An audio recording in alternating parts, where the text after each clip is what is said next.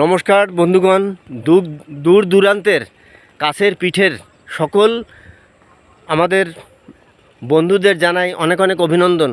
আমরা কিন্তু পিছিয়ে নেই। আমাদের ওয়েস্ট বেঙ্গল, পশ্চিমবঙ্গ আমাদের কিন্তু এখন এমএসএমইতে শীর্ষস্থান নিয়েছে।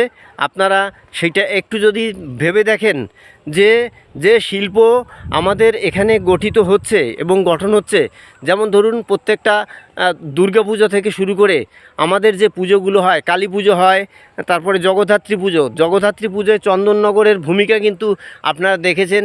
সেই চন্দননগর আমরা কত আলোর রোশনাই এবং কত সাজসজ্জা এবং কত রকমের লাইটিং আপনারা গেলে দেখতে পাবেন। আমাদের রাজ্য কিন্তু পিছিয়ে নেই এমএসএমই স্তরে। যেমন চা শিল্প, পাট শিল্প, পাটকে সোনালী আঁশ বলা হয়, আপনারা নিশ্চয়ই জানেন। সেই সোনালী আঁশের কদর বিশ্বের সব জায়গায় কিন্তু রয়েছে।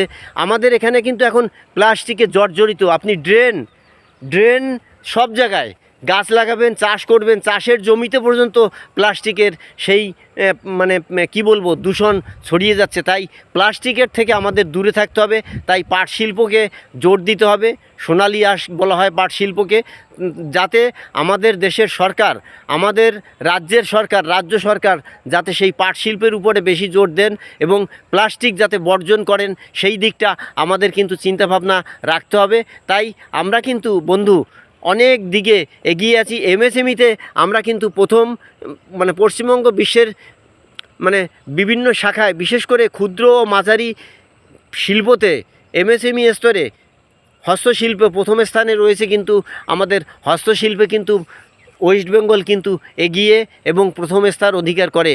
তো আপনারা দেখবেন যে কলকাতায় যে পুজোগুলো হয়, যেমন দেশপ্রিয় পার্ক, আরও বড় বড় পার্ক আছে যেগুলোতে পুজো হয়, সেই পুজোতে যেমন মানুষের ঢল নামে এবং 10-12 দিন পর্যন্ত মানুষ কত আনন্দ এবং কত ব্যবসায় কিন্তু সারা বছরের ব্যবসা কিন্তু ওই সময় তুলে নেয় অনেক মানুষ। এবং ক্ষুদ্র কুটির শিল্প এইটার উপরে জোর দিতে হবে, কারণ এই সেক্টরটা অনেক মানুষ কিন্তু এতদিন এই সেক্টরে কিন্তু জোর দেয়নি। তো আমাদের বর্তমান রাজ্যের মুখ্যমন্ত্রী এইটাকে কিন্তু তুলে ধরেছেন এবং সেই দিকটা কিন্তু উনি সব সময় দেখেন। এবং যেই হন না কেন মুখ্যমন্ত্রী, এখন ভোটের দামামা বেজে গিয়েছে, দেয়ালে দেয়ালে লিখন আপনারা পরিলক্ষিত করছেন।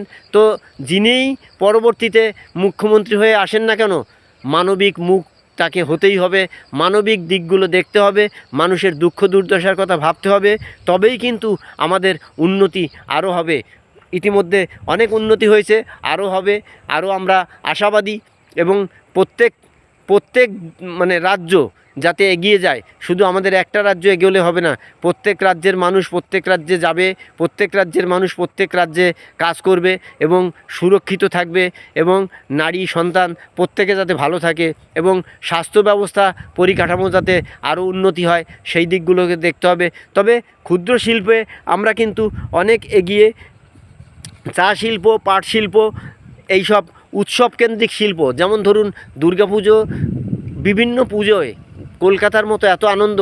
আমি গিয়েছি অনেক দিল্লি, তারপরে অনেক জায়গার কথা এমনি জানি, অনেকে বলে এবং নিজের দেখা, যেমন বিহার, পাশাপাশি বিহার আছে, ঝাড়খণ্ড আছে, তারপরে উত্তরপ্রদেশ, আপনার গুজরাট থেকে শুরু করে এই সব জায়গায় আমি নিজে অনুষ্ঠান করতে গিয়েছি।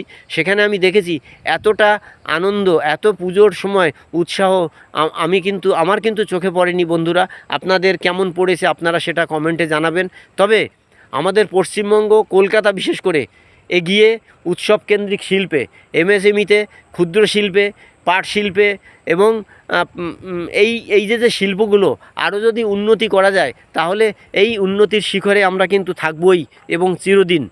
তো আমরা আসুন প্রত্যেকে হাতে হাত রেখে আরও এগিয়ে যাই এবং বর্তমানে যে সরকার আবার গঠন হবে, সেই সরকারকে আমরা সহযোগিতা করব এবং প্রত্যেকে আমরা আশাবাদী এবং আশা নিয়ে বুক বাঁধতে তো আমাদের কুণ্ঠিত বোধ করা চলবে না।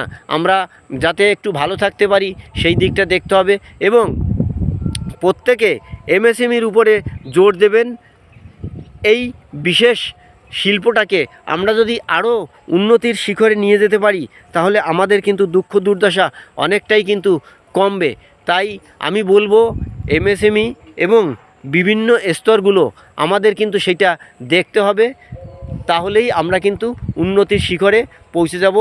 তো আমি প্রত্যেককে ধন্যবাদ জানাবো এবং এই এমএসএমইকে আরও যাতে উন্নতির পর্যায়ে নিয়ে যাওয়া যায় সেই দিকে আমরা কিন্তু লক্ষ্যপাত করব এবং বর্তমান সরকারকেও সেইটা আলোকপাত করছি এবং ধন্যবাদ।